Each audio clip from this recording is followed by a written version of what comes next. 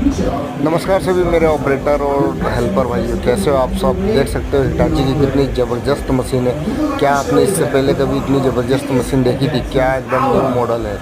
क्या आप ऐसी मशीन चलाना पसंद करोगे? क्या आप चाहते हो कि ऐसी मशीन हमारे भारत देश में भी होनी चाहिए? प्लीज़ कमेंट करें और वीडियो को शेयर करें और हमारे चैनल को जरूर सब्सक्राइब करें ताकि ऐसी जानकारी आप। क्या आपने इससे पहले इतनी ज़बरदस्त मशीन देखी थी? अगर नहीं देखी तो एक बार ज़रूर कमेंट करें ताकि हमारे पेज पर हमेशा नई नई जानकारी आपको मिलती रहती है। तो हमारे चैनल को जरूर सब्सक्राइब करें ताकि आपको ऐसी जानकारी मिले। अगर आप भी हमारे व्हाट्सएप ग्रुप में जुड़ना चाहते हैं तो हमें पर्सनली मैसेज करें। धन्यवाद।